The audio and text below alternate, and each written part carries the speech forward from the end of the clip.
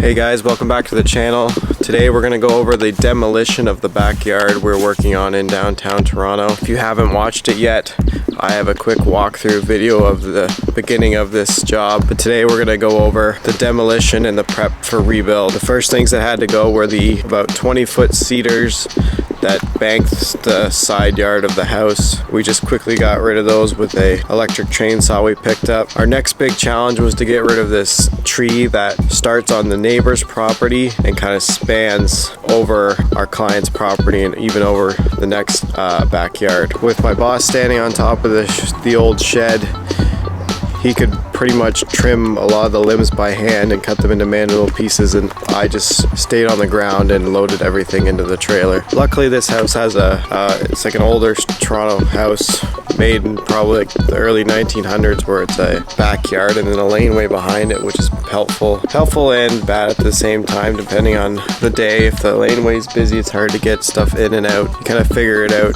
day by day, but for the most part, if we can get the trailer behind the back fence there, it's easier to take stuff out and dump. After day one and all the cedars and tree limbs were gone, it was time to tackle the shed. We still find the best way to demo a small structure like that is to use a circular saw to cut it into manageable sized pieces and let it all fall, and then load it into the dump trailer in big chunks, similar to the demolition of our garage here. It probably took us 2 full days to get the trees and the shed and most of the garbage out of there, including that pool table on the deck, and that pretty much ate up the first 2 days of the project. By day 3, I was already working on stripping the deck, and I think I might make a separate short video on my method of stripping deck boards, because we were just keeping the frame and redecking it, and there's a few methods I used to make the job go quicker. The biggest challenge we faced on this job site was actually we didn't realize how big the slab was underneath the shed there. The slab probably ended up being 14 feet wide by 20 feet long. We couldn't see it underneath all the garbage in the shed. We didn't realize how big it was, so it took a little bit longer to take that down, but no big deal. We brought a machine in to pull out we found it a lot easier for cedars, if you chop it down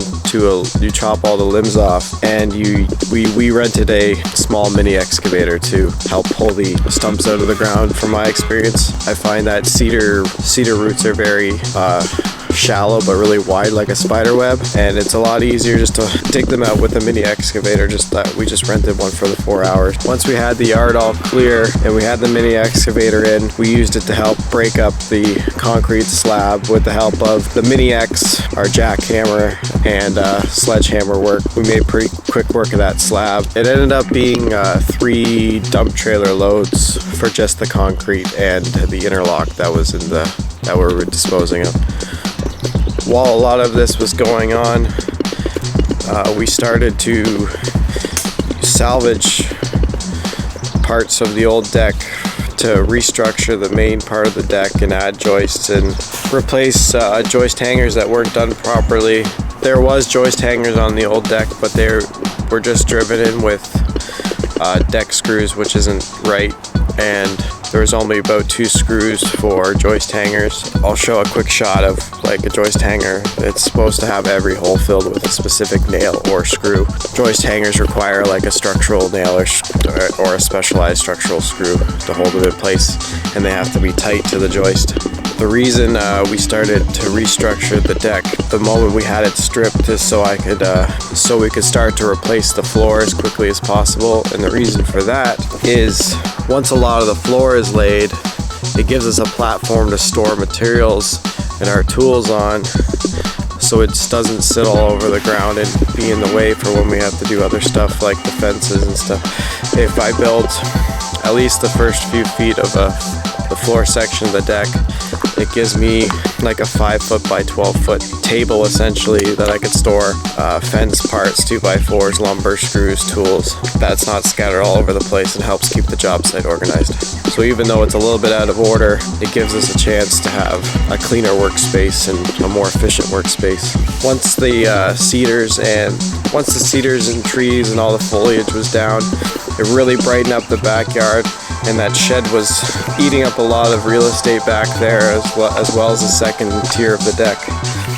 So it went from almost looking like a cavernous very small backyard to something that's actually really nice. It's a lot wider than you expect for these older Toronto properties, which if you're familiar with the area, it's a pretty big backyard space for that neighborhood. I think next episode I'll go over in more detail the rebuild of the deck, and we're gonna start working on the fences here. There's gonna be a new fence all the way around. There'll end up being a gate at the house side and a bigger gate towards the back to accommodate a future vehicle. A lot of people use these backyards to park, which was probably why there was a slab back there in the first place. Our client doesn't plan on using it, but he wants to make sure if anybody buys this property in the future that they have the option to maybe remove the sod and then have a paved parking spot back there, interlock, or whatever they want to do. If you like the video, please hit that like button. If you want to see more of my content, please consider subscribing. My next video will be on the rebuild of this property. We got fences, a deck, gates, quick patio slab stone walkway, a sod, and the building of the new shed. If you guys have any questions, please leave them in the comments down below. I hope you guys stick around. Thanks for watching. If there's anything you'd like me to go over, please let me know. I'm still getting used to filming and working at the same time, so it's hard to get a lot of detail in these videos. But if you have any concerns or questions, please leave a comment down below and I'd be happy to answer them. Now that the demo is done, it's time to rebuild.